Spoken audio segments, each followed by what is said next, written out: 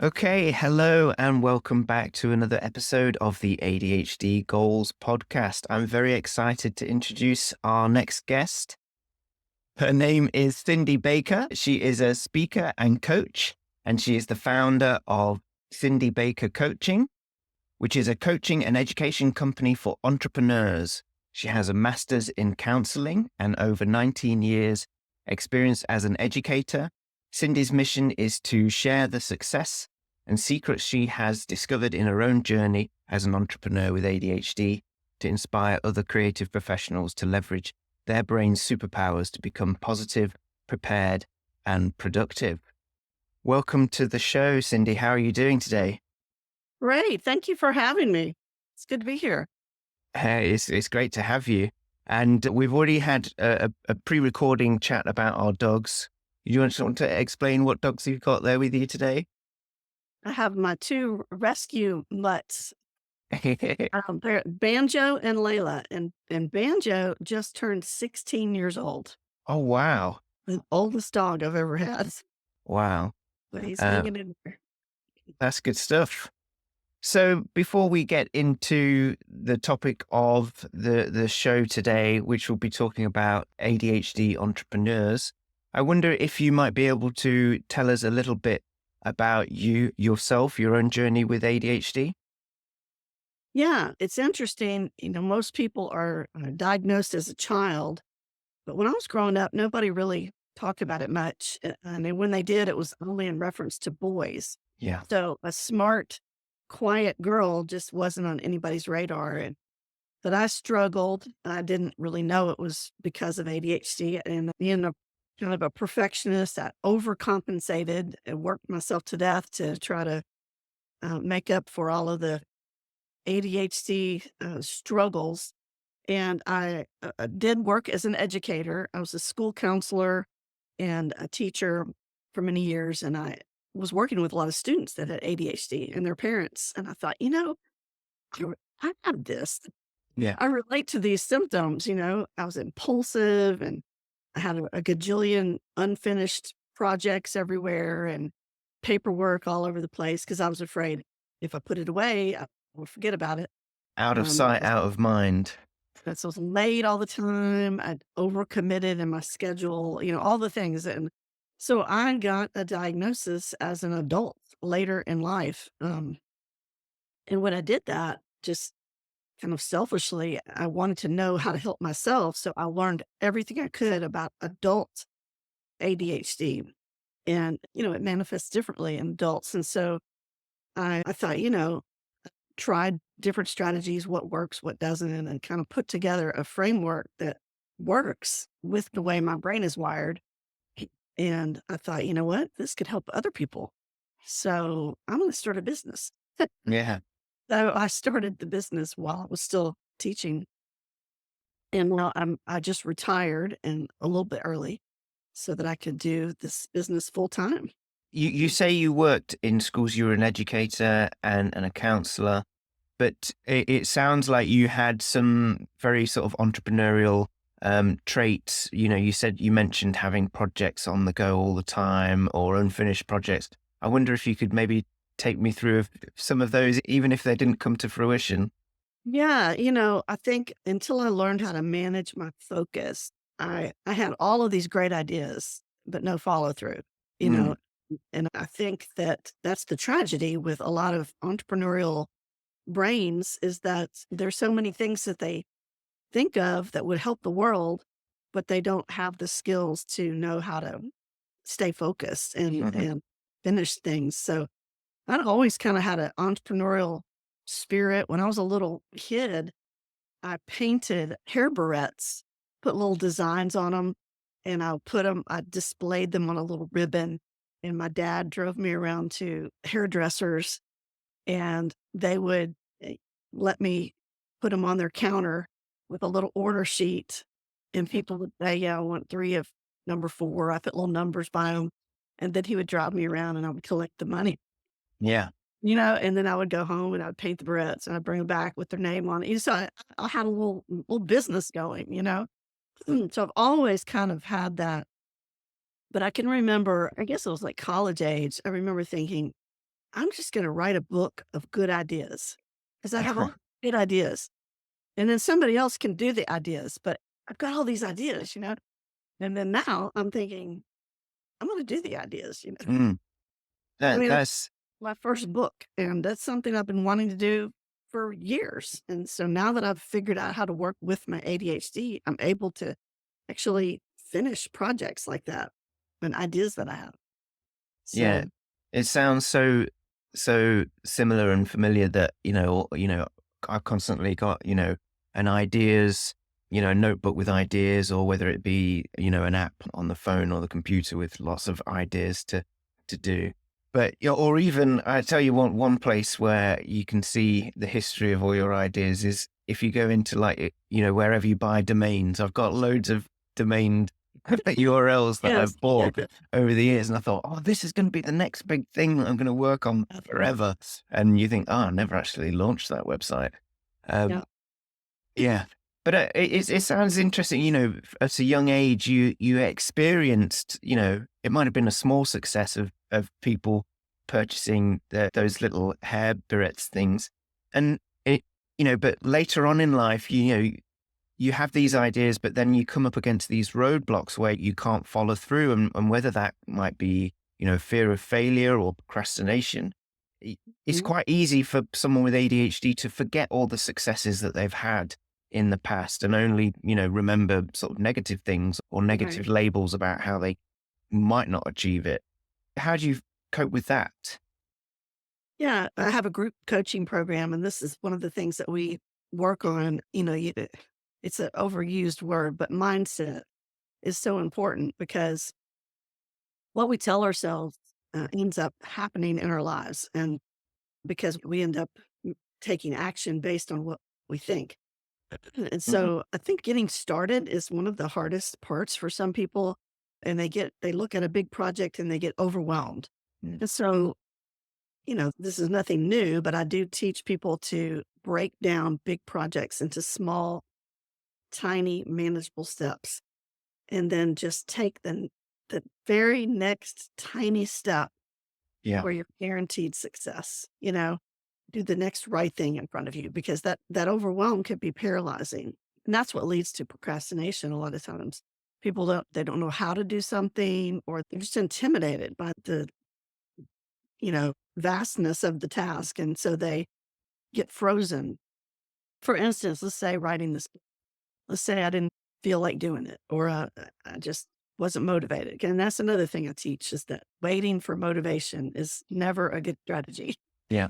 It's not gonna just descend upon you from heaven at the moment that you need it. So you have to learn how to act before you feel motivated. And Hmm. so breaking it down into small steps helps. So for instance, I might say, okay, I'm gonna sit in the chair in front of my computer. I can Hmm. do it, right?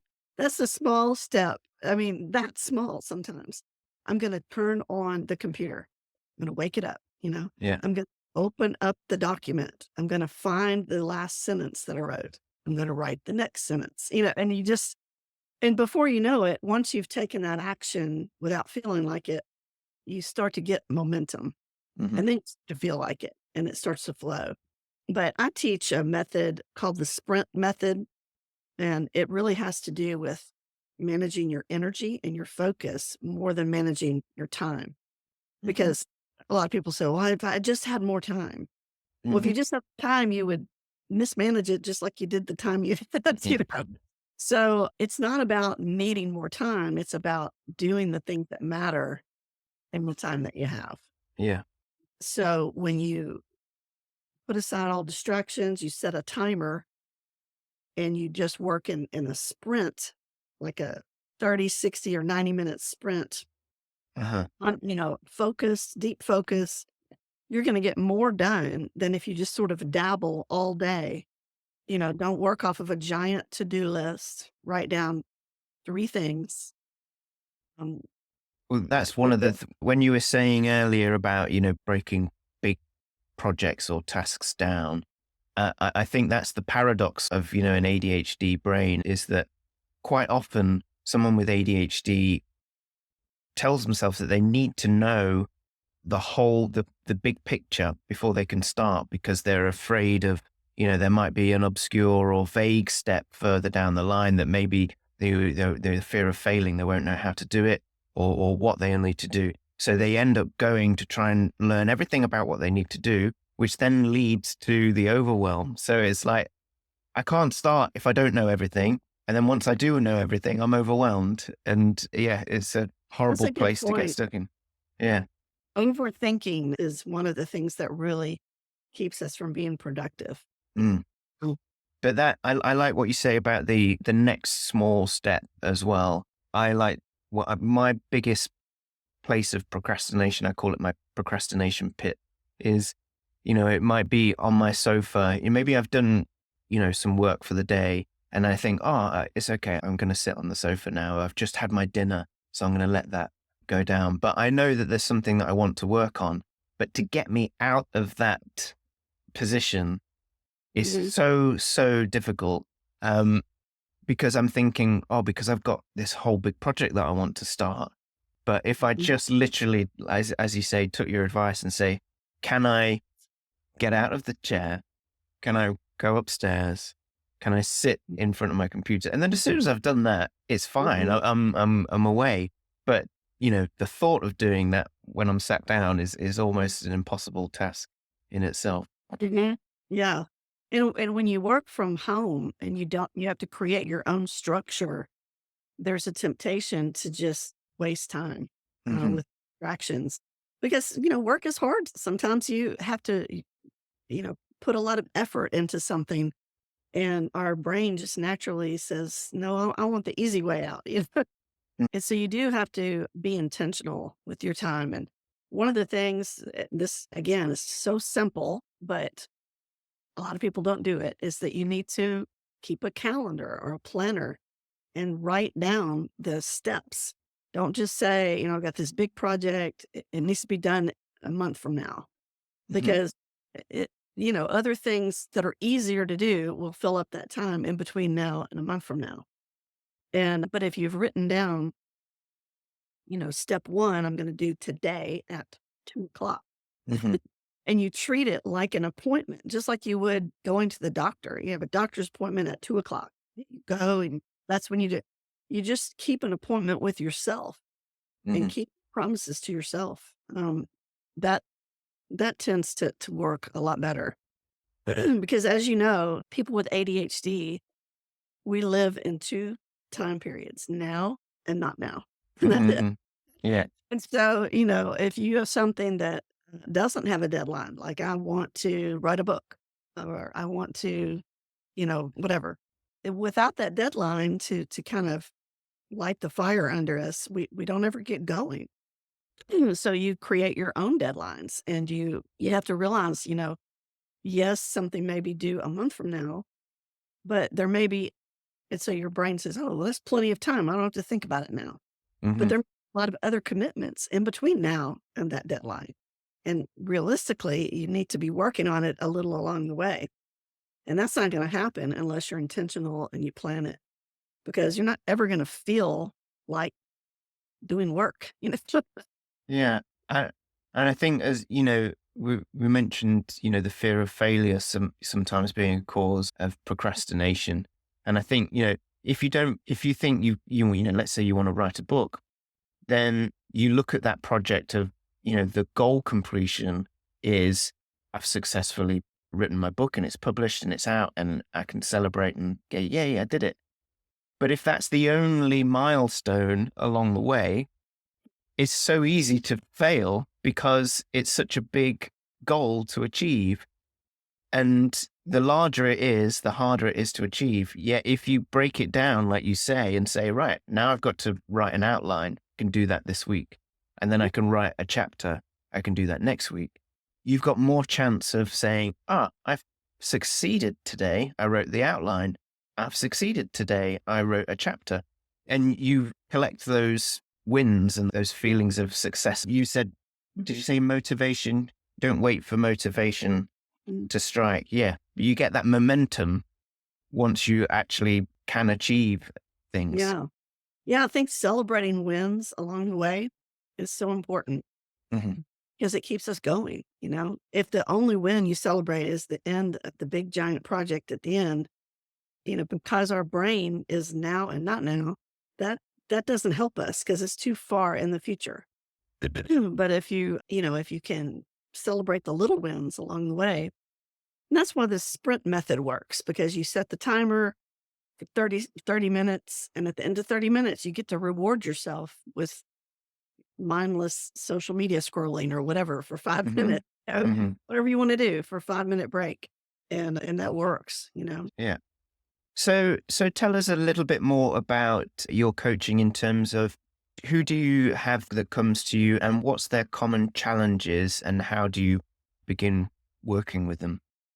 Yeah. We'll have two levels. It's called focus to fortunes Hmm. because the more that you can manage your focus and your time, the more your business is going to thrive. Hmm. So I work with a lot of entrepreneurs. They don't all have ADHD, but they all kind of resonate with those symptoms. Although a lot of entrepreneurs have ADHD. Hmm. And it's a group coaching program. There's some recorded training on, excuse me, time management, clutter, decision making, motivation, pretty much anything you can think of that Hmm. is affected by ADHD. And the second level involves a little more business type coaching, but it's all in line with being productive by managing your focus and your energy. Yeah. So we meet on Zoom. There's some live training, there's some recorded training. And so not everybody is an entrepreneur, but they all have kind of what I call busy mind, Yeah. creative, a lot going on. Um, but there are a lot of entrepreneurs as Yeah. well. Like, Is the second level, the business coaching, is that group coaching again, or is that one to one? yeah, it's not really business coaching, but if someone is going to join a business coaching program and they can't manage their time, they're going to waste their money. Yeah. So it's basically showing them how to do things like set up automations and delegate things and things that will help them manage their time better in their business. Hmm. I'm not necessarily teaching them, how to set up sales funnels and all of that. It's still more about productivity. And there are some bonuses that include one on one coaching with me. The majority of it is group. There's some deep dive master classes in there and implementation sessions that might include like a hot seat where one person gets their turn to go deep into their issues and everybody else is learning from them while they're watching, Hmm. things like that. So, Yeah. and I do workshops and I sell courses. I have a course called the Productive Professional, which is just a self paced recorded course.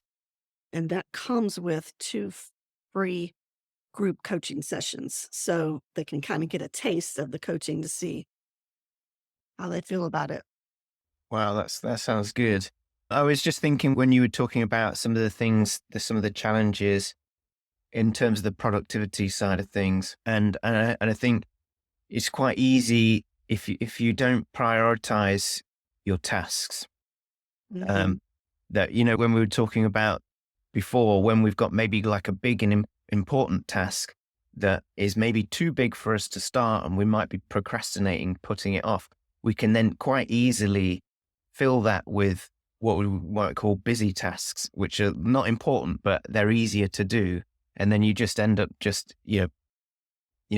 spending all your time doing the insignificant busy tasks rather than perhaps delegating them. Because I often find that, personally as well, I find it very hard to delegate tasks because that also requires a certain level of having, preparation that goes into telling Yeah. somebody what you need or what you expect from it, which you then kid yourself and say, well, it's easier if I just do it myself. But Mhm. Yeah. I've fallen into that trap. Yeah. You're right. I don't know if your listeners have heard of the Eisenhower matrix, but that's what you're kind of talking about, where you divide things up according to urgency and importance. And a lot of times we just do the things that feel urgent, but Yeah. they're, like you said, they're not necessarily the most important things. And if you're an entrepreneur, the majority of your time needs to be spent on revenue producing activities. Hmm. So if you need to, like for instance, on my to-do list today, I have to submit a video for a virtual summit, and instead of it being live, it's recorded. So I've got to make the slides for that, and finalize my Hmm. and record it and submit it. That's important. Yeah. That's potentially revenue producing, or at least lead producing. But what if I spent 2 hours, playing around with PowerPoint and getting the perfect color and the perfect slide design? And that's not a good use of my time. Hmm. So I have all these old mantras, and one of them is done beats perfect. Yes. And one of the things that I had to learn is to be okay with things not being perfect. And that's really hard for me, Yeah. but it's better to just get things out into the world 90% where it Yeah. should be, than to sit there and waste time thinking about it, researching, planning, and then it never happened. So anyway, that's a common trap, I Yeah. think. No, I like to use the analogy of, if exactly what you were saying, done is better than perfect. In terms of, if you're trying to get across river, and you think, I need to build a bridge in order to get across this river. And in your mind, you think, oh, this is going to be the best, it's going to be a perfect bridge. I'm going to have like nice brickwork and like a nice, cornerstone or whatever the central piece is. And then halfway through, you realize that you've run out of materials or you've run out of the desire to build it. And what would have been easier is to just chuck a log across. It might not have been perfect, but you would be on the other side and you'd have the benefit of being on the other Exactly. side. And Mm, then you can, at a later date, build a better bridge. But, you won't know what's on the other Great, side until, great analogy. yeah. Yeah. With the Eisenhower, I don't know if I've mentioned it on the podcast before, but the Eisenhower is a great tool for prioritization. But I've seen some variations of it, because I wonder if you can remember what the different squares are, because I often find that those squares can be, when you go to use it, it's like, is this important or is this urgent? And I Yeah. find it tricky sometimes to decide where to put certain tasks. But I've seen a variation of it where the scale is impact and effort. And so you basically ask yourself, what is going to have the biggest impact on my business or my life? Mhm. And then how much effort is it going to take? And when you get into that top right quadrant, basically that's going to be really useful. It's going Mhm. to have a great impact, but it's going to cost me a lot of effort. And that's usually when you get into that area of, I'm going to procrastinate on this because it's too big a task. Yeah. And they're perfect for, what you were saying earlier about saying, right, I'm going to be avoiding this. So how do I break it down into smaller tasks? And then you can put the smaller tasks on and say, oh, it's impactful, but it's easier. Yeah, that's true. And sometimes it is difficult to decide, you know, how important is something, how urgent. But, when you think about deadlines, that helps you with the urgency. Yeah. Um, if it's just it'd be nice to do one day thing, like one day I'd like to do such and such, and that's just not urgent. Yeah. But if there's something that has an imminent deadline, and if you didn't do it, it would really affect your business in a bad way, then that's urgent and Yeah. important, you know?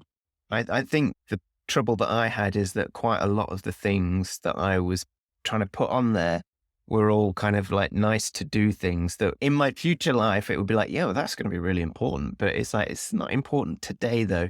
And so I'd have this sort of lopsided Eisenhower matrix. Um, Yeah, and it's probably best just not to put those on there. mm, A folder and write on your calendar once a month to go through your great idea folder or your nice to do, nice to have folder, and then take one of those little ideas and schedule it for the following month. And then it does go on your Eisenhower matrix. Mm-hmm. But just a list of random things that, you know, ideas that you have, it's too much. And it's just, that's why I say pick just 3 things to do each day. And you can do way more than 3 things, but don't go on this giant to-do list, because then you're not really prioritizing. Everything kind of looks equal in importance, and you start at the top and start going down, or you pick the easy things. Instead, you can make a to-do list to kind of get that brain dump, get stuff out of your head. I think it's good to write things down, but pick your top 3 priorities and do those first. Do Mm-hmm. those um, things that at the end of the day, if you hadn't done them, you're going to feel bad. You're going Mm-hmm. to be disappointed in yourself. Um, and then when you do those 3, do the little celebration, a mini win, and then you can start on your to-do list. And if they're just little piddly things, like if it takes 2 minutes or less to do, just do it. Mm-hmm. Like yesterday, I needed to make a phone call, and this stupid thing has been on my list for a week. How long does it take to make a phone call? It was just to call a doctor's office back. Yeah. I finally just said, I'm just going to do it, and it took 30 seconds and it was done. So things like that, sometimes we carry them around in our head unnecessarily, because it just takes up room. Write it down. And then if you got 10 minutes in between things, just knock off a bunch of those little tiny Yeah. things. I think, with, you said, busy mind before. And I think, if you don't take care of those things that are in your busy mind, like you don't acknowledge them, like you were saying, write a specific nice to do brain dump. That way they stop bouncing around in your head, but you think, right, I've looked after them. They're in this list. I'll come back to these. But if you don't do that and you just keep them in your head, they're just getting in the way of everything else that's important. Yeah. So I know you have available a free course to help beat procrastination. I wonder if you could tell the listeners a little bit about what that's about. Yeah. You can find it at waitnomore.net. Mm-hmm. We'll put a Wait, link to that in the show Wait notes. No More is actually an acronym. And so there's some steps. It's a recorded course, and it's absolutely free for your listeners, because who doesn't struggle with procrastination? Yeah. It's now, to really dig deep would be to look into my coaching program. But if you just want a little practical step by step on how to beat procrastination, that's a great course. Mm-hmm. And so are there any sort of practical tools that are included in that? That one's just a recorded course, but Yeah. it's very practical things that it's not just theory, but it's got some tips for people to walk away with right away. And we've talked about some of that earlier. But waiting. The reason I called it "Wait No More" is that waiting creates stress sometimes. And we got these things that we know we need to do, and we just keep putting them off and putting them off. And it kind of weighs on you over time. So when you can learn some tricks to overcome procrastination, you actually manage your stress better too. Mm-hmm. Absolutely. Hmm.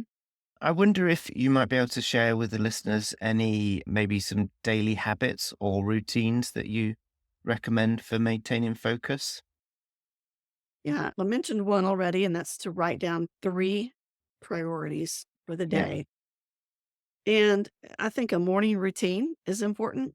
Um, if you're an entrepreneur and you're working from home, it's easy to get tempted to stay up late Mm-hmm. watching a ball game or a movie or something like that, and then sleeping in. But I set an alarm just like I would be if I were teaching again, and get dressed. If you're a girl, put your makeup on and Yeah. get out of your pajamas, but go ahead and set regular work hours. And a morning routine could look different for everybody, but I walk the dogs if the weather permits. I'm a person of faith, so I like to read my Bible and journal in the morning, the coffee, and Hmm. I got a great little place that I sit where I can, if it's not too dark in the morning, I can look out and see the birds, have a bird feeder, and it's just peaceful way to start. For years, I did a gratitude journal. Hmm. Every morning, I would start with writing down 10 things I was thankful for. I tried to be creative and think of different things every time. And so that just, especially when I was teaching, that Yeah. helped because I had started my day with positivity because there's a lot of negativity in the Yeah. public.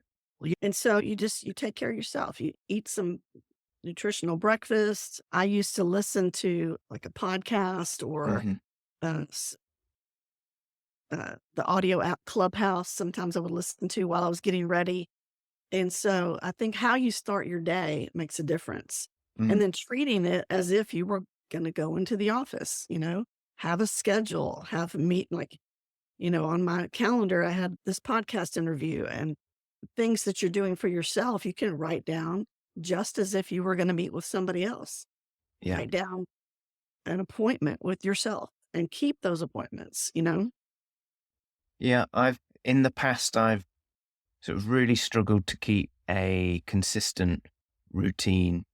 And this year, I made a very conscious effort to have a morning routine that would fill my morning with things that I knew were going to be good for my brain in terms of filling it up with long lasting dopamine as opposed to short bursts.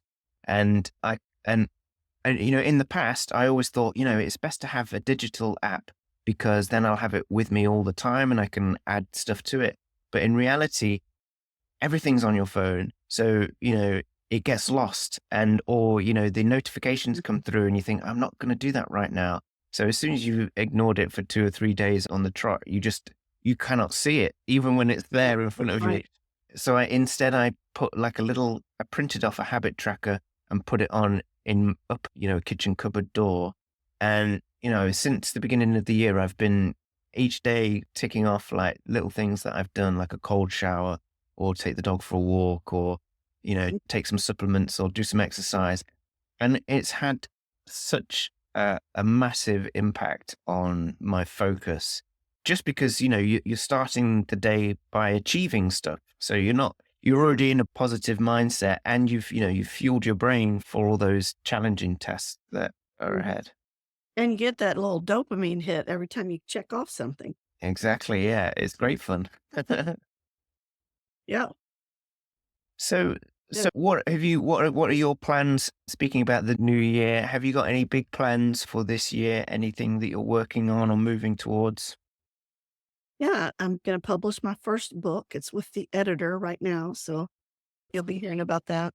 Are you able to reveal what that's about or what it's Well, it called? depends on when this podcast is coming out. Yeah. If it's going to come out right away, then I'd rather not until it. I think, yeah, probably 2 or 3 weeks. Yeah, I'm going to keep it a secret, but Okay. you can, if Well, you follow me on social, then you'll see me holding up my book. can we assume that it is to do with ADHD Yeah, entrepreneur? it would be perfect for your audience because it's all about managing time so that you can run your business more effectively if you're an Yeah. entrepreneur. I Yeah. was just checking in case you'd written a novel or something. Now, not too long ago, I won a speaking contest. And so my plans for 2025 are to really get on stages and speak, Right.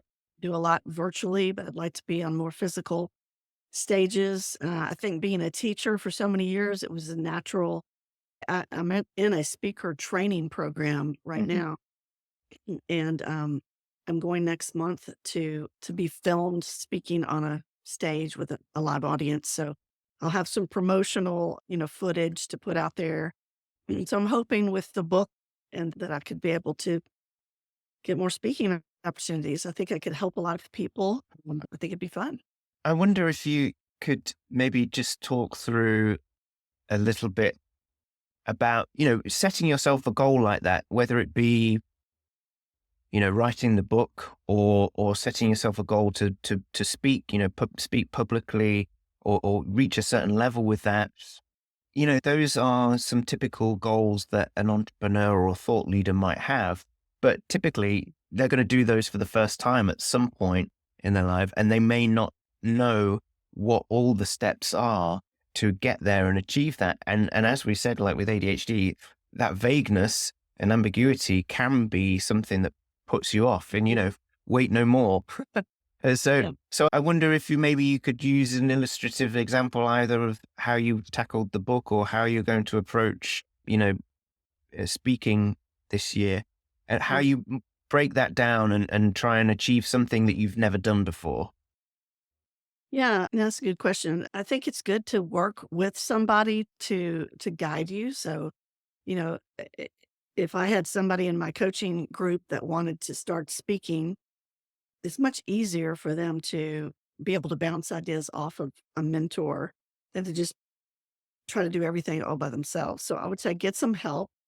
Like for speaking, you just break it down into little steps, just back it up, reverse planning, So the first thing before you want to be a speaker is you got to know who are you speaking to Hmm. and why, So I had to really think through my audience and then figure out what their problems are, what kind of things would they be interested in hearing about, what could they learn from, what would event organizers be interested in, marketing and having a speaker come and talk about. And so you kind of start there. And Hmm. then, once you get your topic, you have to write a talk. Hmm. And I'd say start with these little contests that I did were 2 minutes or 3 minutes or 1 minute. And you have to get all of it in that time. So you have to learn how to really be engaging right off the bat with a good Hmm. story, have a point, have a call to action at the end. So practicing that, you can use AI to help you generate ideas, give me a list of 10 topics that this audience is interested in or something like that. And then you eventually have to start speaking.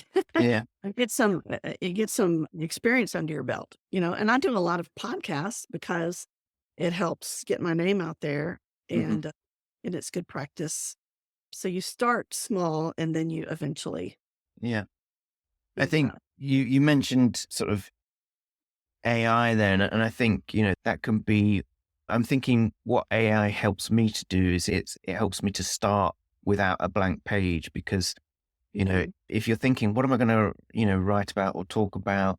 It's Yeah. become so overwhelming because I know I've got lots of ideas. That can be, that mean you think, oh, well, surely you've got something you want to say then, but then it becomes, yeah, but I want to say everything.